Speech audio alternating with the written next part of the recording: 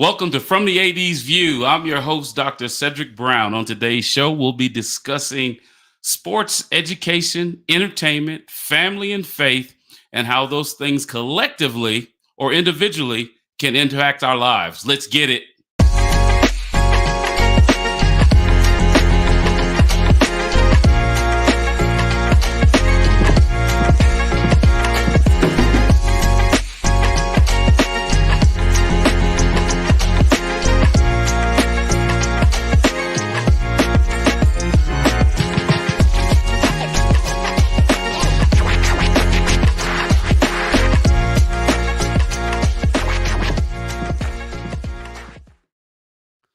Welcome back to the show. It's a wonderful Sunday evening this evening, and I hope it's as good for you as it is for me in sunny Cedar City, Utah.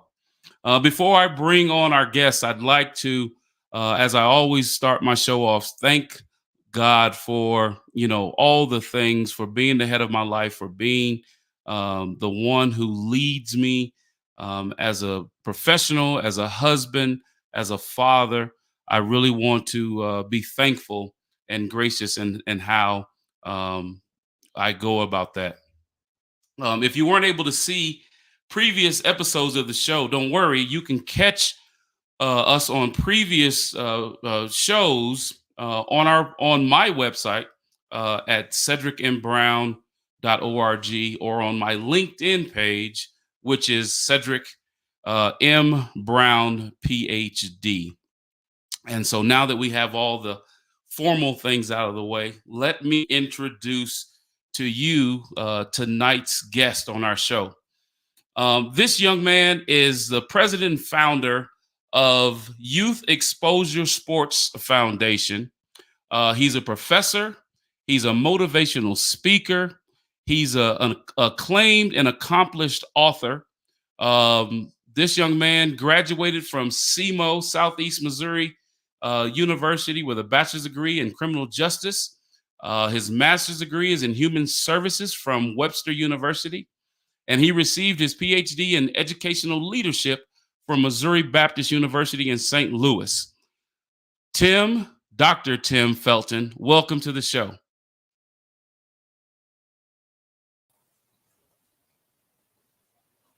How you doing, Dr. Felton? How's everything going? Doing well. How are you? I'm well, man. I'm well, and we'll get into a little bit more of the things that you've accomplished over your life. You've been in law enforcement. Now you're in higher education. But let's talk a little bit about how we met. Right? We have a divine collaboration on how we met, and let's start from your point of view, Dr. Felton. Let's hear your story on how the two doctors met. Yeah. So basically, I had connected with another gentleman, Arthur Bodine Sanders, a few months back, and we were collaborating on doing, motivational speaking. And what we did was we went out and we had some leads, and so I gave him a lead, which were you, one of the leads that we was looking for to come in and speak at a college or a university. And Bodine reached out via email to you, but never got a response back. And so we kind of talked about, the situation. And he was like, yeah, he said, the guy I think responded, but he said he kind of knew you and you guys kind of, coached in the same circle, in the St. Louis area. But like I said, he hadn't heard anything else, back from you at the time. But I told him, I said, hey, it's an AD, athletic director, and, a lot of athletic directors are extremely busy. And going forward, you have received, a new position and promotion at the university that you're currently at now in Utah. And you had put out a post, and like I do with most, people that graduate, have birthdays or promotions or celebrations, I'll just send a congratulations through LinkedIn. And from there, you reached back out, left your number on LinkedIn and told me that, you would like to, connect with me and basically have me on your podcast and your show. So that's kind of um, in a short sentence that I mean how we pretty much met, and once we connected, I gave you a call. Well, I text you first, and then once you text back, you say I'll be traveling that following Friday. Let's connect. A little after 2 p.m. on that Friday. So I gave you a call, and we talked for maybe an hour. We kind of went over, I mean, my background, your background, our faith, coaching, and a lot of other issues, topics that we discussed during your travel to Utah. And from there, like I said, we had a conversation about forming like a motivational speaking consultant group. And you say you had another gentleman, which is Dr. AJ Anderson, that you had spoke with. And we talked about, you know, uh, the Kings of Comedy had actually came up, and you said you had a vision and you kind of see us as going in as the Kings of Comedy. And I said, well, maybe it's the Kings of Sports because all of us are in sports. But at that particular time, it was yourself, the gentleman that you had spoke on, Dr. AJ, and myself. And I said that, well, with the Kings of Comedy, there were four Kings of Comedy, and I'll be bringing in Bodine Sanders. And you said that's perfectly fine. You know what I mean? So Absolutely. that's kind of Absolutely. how, like I said, we connected. And like I said, from that point on, like I said, we've been meeting through Zoom, setting up the business aspect of Kings of Sports. Well, and you hit the nail on the head, Dr. Felton. It was definitely a divine collaboration, right? Because I had been contacted by Bodine Sanders, right, on multiple occasions, and Mhm. tried to actually get back to him. I had a meeting set up with him, but then I had something that came up through it at the administration that I had to deal with, so I had to cancel that meeting. And you and I both know that there are no coincidences when it comes to our faith, right? Things happen for a reason, and as the four of us talk, each probably once a week on, I think it's on Wednesday evenings, we realized that it wasn't the time for me to meet with Bo because the Lord had to move me to Southern Utah University in order for the opportunity for us to bring this thing together, the four of us. And it is just a real blessing, and I'm appreciative of it. And the thing about it is, I've been in St. Louis for years, Mhm. right? And you and I running in the same circles, know the same people, and didn't have an opportunity to connect at that time. As a matter of fact, where you received your PhD from, I taught at the same school under Dr. Greg Comfort, someone that you taught in the same department that I taught in, and so it just wasn't the time for us to meet at that time. But you know, the collaboration that we have is definitely divine collaboration, right? We have a testimony and a story to tell in sports because, like you said, Kings of Comedy was something that touched a lot of lives and brightened up people's day. It gave people the opportunity to laugh and to put all their cares away. And what our mission is, right, and what we believe our purpose is to educate young people in the sports realm, and in sport, to educate them on how to go about um, their approach to the whole thing. From you talk about from going to, the middle school age to the high school age. Dr. Anderson talks about going from high school to post secondary to college. Mine is a combination of both, but then I talk about how individuals can get into sport management or intercollegiate athletics and mentoring, role modeling, right? The expectations of the role model, and then any barriers that persons of color may encounter, whether they're perceived or real. We talk about those things, and so and then you take Bodine with his experience at being a Power Five Division I football player, and and having an opportunity through a a legend NBA player, right? That we've had those private conversations. A legend NBA player in his area there in Philadelphia that allowed him to have a tryout, right? And as Bodine said it last week in my interview of him, he had to get it out of his system, right? He had to get that out of his system for him to be where he is right now. And one of the things that I talked about you, Dr. Felton, is that you are an accomplished author. You have several books, and they showed them in the intro. Several books, but your most recent book is "For the Love of Coaching."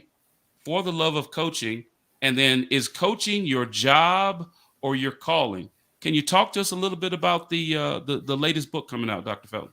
Yeah, it actually, like I said, it was released in April of this year. And I pretty much started writing it maybe a year or so ago. I actually, like I said, when I graduated with my undergraduate degree, when I came back to work in law enforcement, I received a call from a former high school teammate, which asked me to help him out with a Little League Pop Warner team. Through the Boys and Girls Club. The actual organization is where I started playing football before I transitioned to another organization in St. Louis to finish up my Little League career. So my goal was never to coach, never had any aspirations of coaching. And I only pretty much got into coaching based on someone asking me to actually come out and help coaching. But once I got out there, like I said, my calling and my purpose and passion is youth and sports. So it kind of combines, So I work with juveniles for 20 years before retiring. So I was a deputy juvenile officer. And then at the same time, I was also coaching. So I ended up doing that for 17 years, volunteering coach before going to the high school level, coaching for 6 to 8 years, and then 1 year at the collegiate level, coaching as well. So for me, just going through that process, starting to write the book, and just kind of, the Lord broke on my heart to say, you know, when you deal with coaches and coaching, for some people it's a job, and for others it's a calling. So for me, I believe it was a calling. I did it 25 plus years, even though, like I said, that wasn't my original plan to coach. Like I said, being a former student athlete. So basically, the book, it takes you through. I have certain philosophies. Never was a head coach, always was an assistant coach. Started off as a defensive coordinator at the Little League level, and coach secondary or cornerbacks at the high school and the collegiate level. So for me, interviewed for a couple of head coaching positions, but never, received a head coach job. But I was always prepared. Had a couple of interviews, came close to becoming a coach. But like I said, I was always a staff member, a coach that focused on unity. The coaching philosophy that I had was based on Christian principles, making sure we focus on academics, making sure you look at the holistic approach of the student athlete.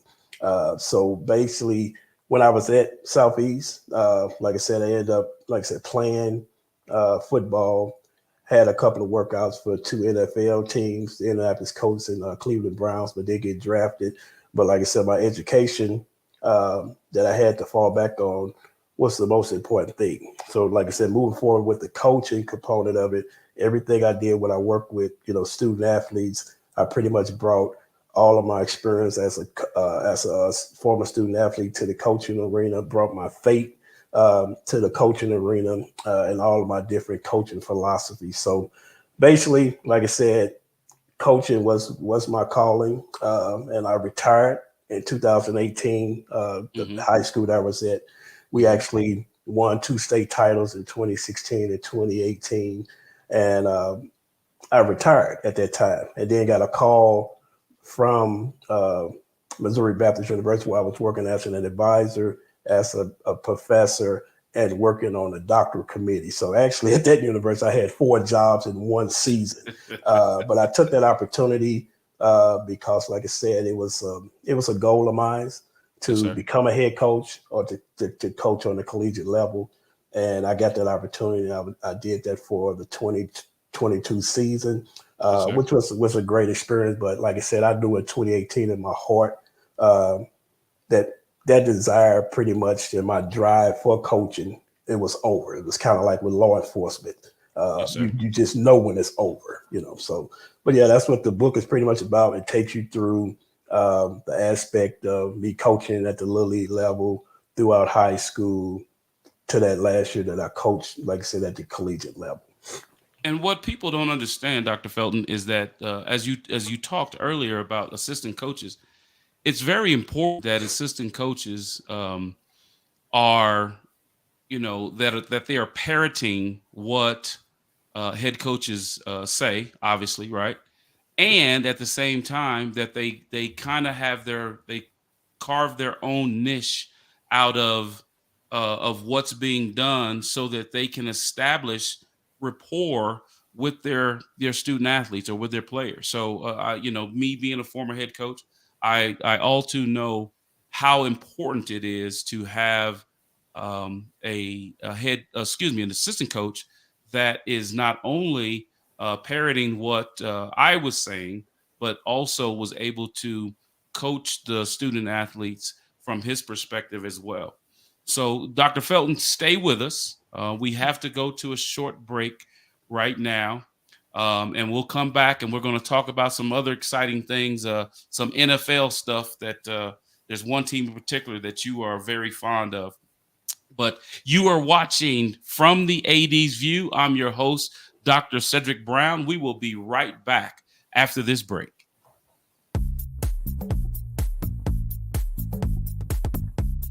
Renting is everything. It's style at your doorstep, off the runway, and into your closet. It's every trend you've been dying to try, and every designer you've yet to discover. It's wearing it your way every time and making it count everywhere you go. It's never worrying about what to wear because something new is always coming your way. That's why renting is everything. New styles, top designers, all for a flat monthly fee. Start your subscription at renttherunway.com.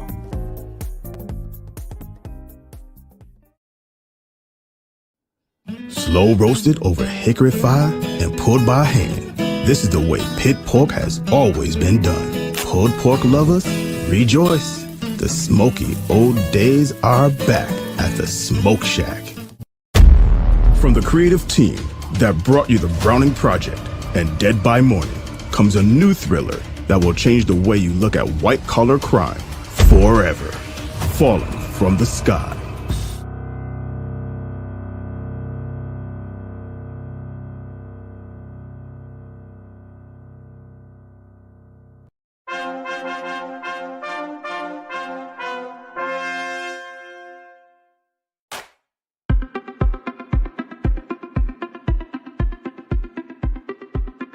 I'm Leon Thomas with the Leon Thomas Group. Podcast, virtual events, webinars, streaming shows, and so much more. We want to be your partner in all things virtual.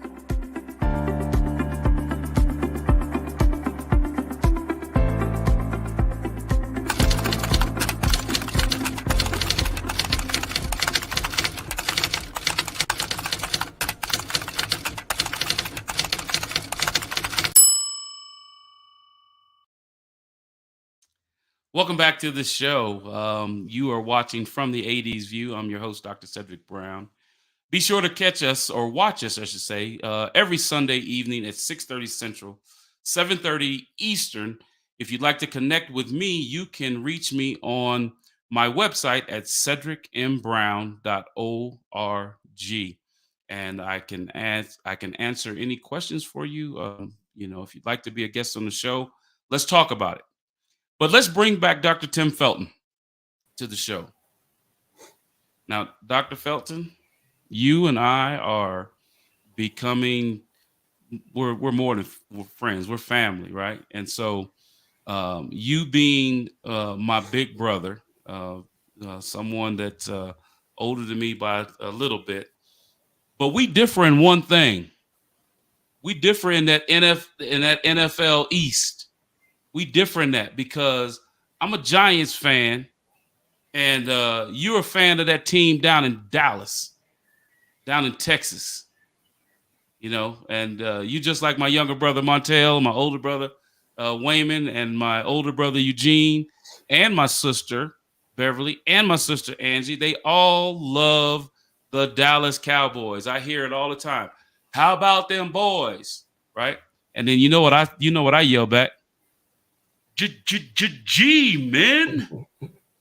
So, what's going on with the Cowboys this coming fall? Well, what are you looking for? What are you expecting? Like I said, for people that know me, like I said, I've been a Dallas Cowboy fan since 1975 when I was 5 years old. During that time, it was either the Dallas Cowboys or the Pittsburgh Steelers back then. Even though I stayed in St. Louis, we had the St. Louis Cardinals. But for me, like I said, God just dropped in my spirit that you're a winner. So I pretty much chose a winning team, which was the Dallas Cowboys at that particular time. You had, the Roger Staubach, you had Tony Dorsett. I played running back throughout my career until my junior year in high school, and I was switched over to cornerback. So, kind of looked at the team. They had great receivers, great defense, great coaching. It's just a winning organization, at that time. So, but I'm a realistic Dallas Cowboy fan, so I'm not one to say, hey, we going to the Super Bowl every year.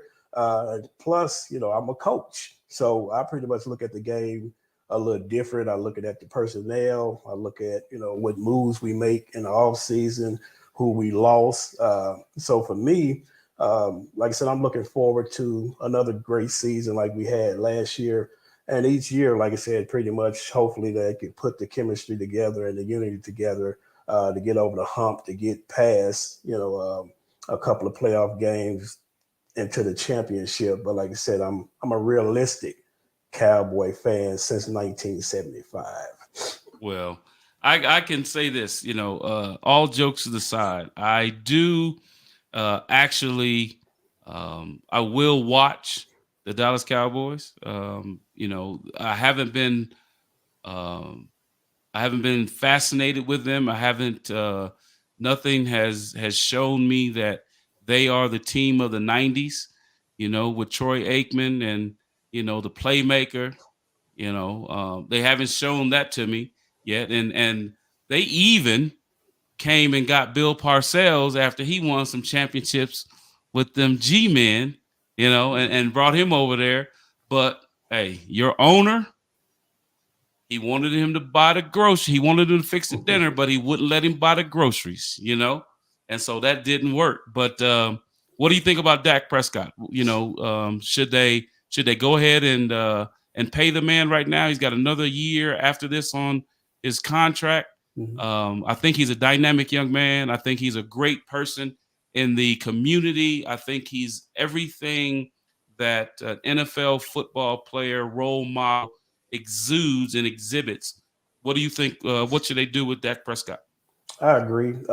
Like I said, in this day and age, like I said, good quarterbacks and even great quarterbacks are hard to come by.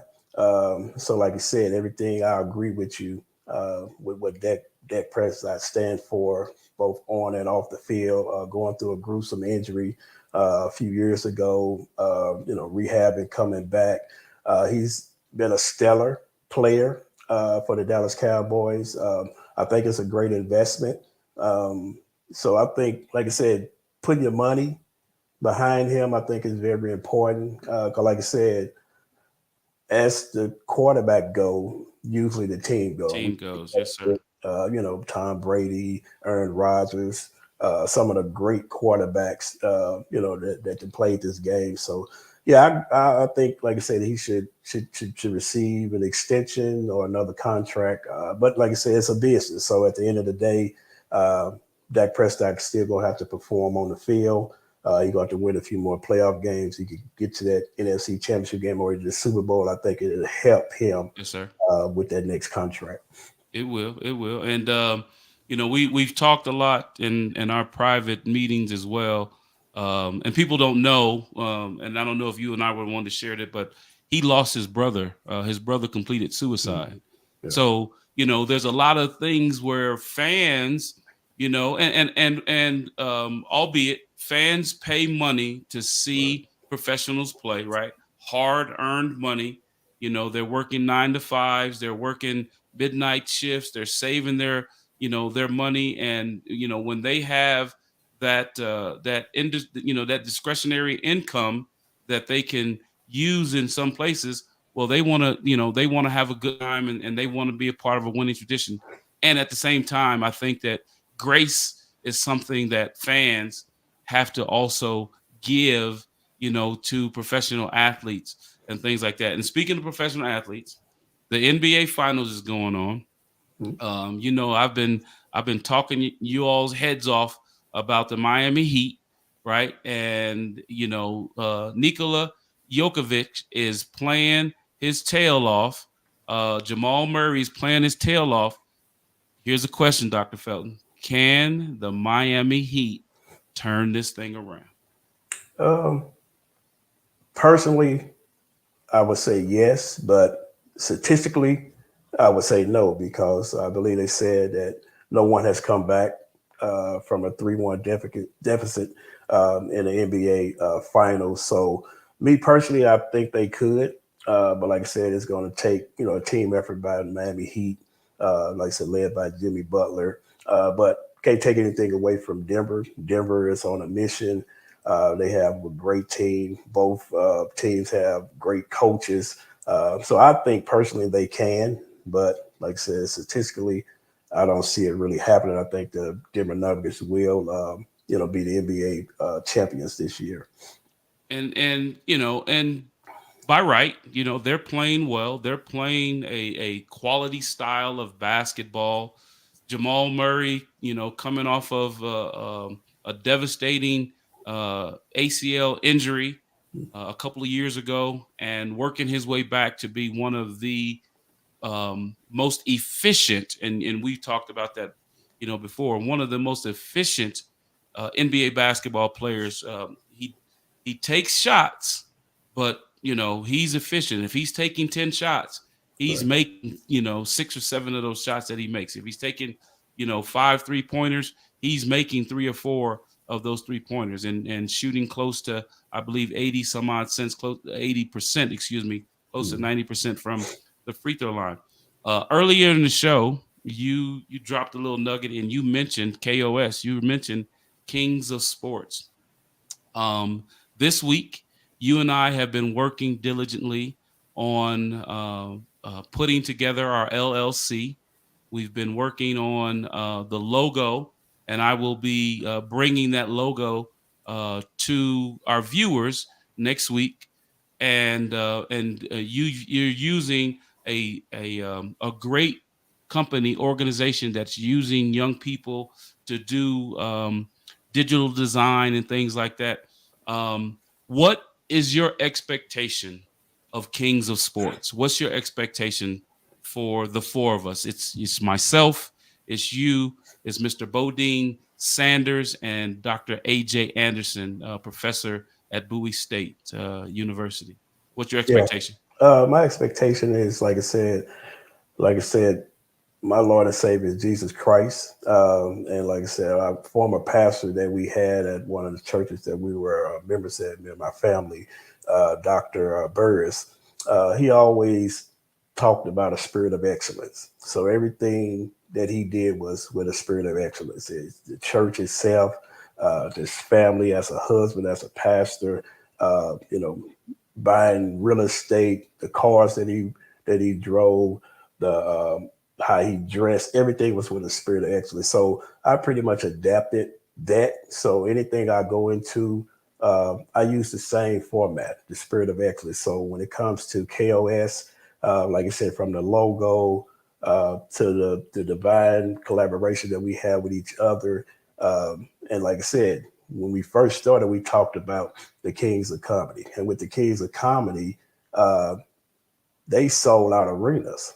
So my expectation would be for the Kings of Sports would be to do the same thing, be booked throughout the United States as well as international and colleges, organizations, arenas, and be some of the top motivational speakers in the world. Is kind of how I see the organization flowing. Yes, sir. And one of the individuals that inspire us is Dr. Eric Thomas, right? Mhm. He's an inspiration to us because he has found a way to connect to and have the younger generation engage with him, and he's doing it not for the purpose of enriching himself, although he's being blessed in that way. And any person that gets out there and works, should have an opportunity to earn for themselves. We are in a capitalistic society. The more important thing is Dr. Thomas is doing it so that he's reaching individuals. So he's sharing his story, he's sharing his journey, and that's what we're going to do, and that's the mission that the Kings of Sports has, right? And it is Kings of Sports, and like you said, we have a subtitle to that, a divine collaboration, and that collaboration is entrenched in our faith and how it is our belief that the Lord brought us together. And I will take it even further. We always say that there's four of us, there's four of us in it, but there's five of us in it, you know, because the Lord is with us at all times. And I would be remiss if I didn't say that through God's help, this all started with the gentleman that produces this show, Mr. Leon Thomas, right? Mhm. So months ago, I said something about the job that I had at Lewis and Clark Community College, and he reached out to me because of faith. And so the divine collaboration goes all the way back to Mr. Leon Thomas and Dr. Jay Rezinko, and giving us the opportunity, this platform, to share with others, with our viewers, right? For them to understand that Dr. Tim Felton is an accomplished author, right? That he is a former law enforcement officer, that he is a pastor of youth, and that his queen, Mrs. Felton, is by his side doing these things together. Beautiful children that are older and out in the workforce and doing their thing. It's just a blessing, and I appreciate you, Dr. Felton, so much. I appreciate everything that you've done. I believe that the reason for us coming together is just this: is so that we can pour into others, and whether it be young young individuals trying to get into intercollegiate athletics or sport management, or it's a corporation trying to find a way to better their leaders, right? Because that's what we've done in the past. Dr. Felton, before we leave, can you please share with our audience, our viewers, I should say, how they can get in contact with you, Dr. Felton? And then I know that your organization is going to be on as well, that you founded. But can you tell us how they can get in contact with you, please? Yes, I can be reached at 314-445-9730 or through my email, tfelton63 at gmail.com. And the website is infoyesf.org. Yes, sir. And that is the Youth Exposure Sports Foundation Yes, there in sir. St. Louis, Missouri. Dr. Felton, man, it's a pleasure. It's a pleasure talking to you. I never get enough of your guidance and your tutelage. You're helping me. My book is getting ready to come out, and that's because of the tutelage that you helped me with, and the thoughts and the ideas. And so, many thanks to you. Appreciate you. Love you, brother. And we'll be talking very soon. Yes, sir. Thank you. Appreciate for having me on the show. Absolutely. I'd like to thank tonight's guest, Dr. Tim Felton, for being a part of the show, for being with us. Don't forget to join us each Sunday evening at 6:30 Central, 7:30 Eastern for more open and honest discussions from the 80s view. Good night and God bless.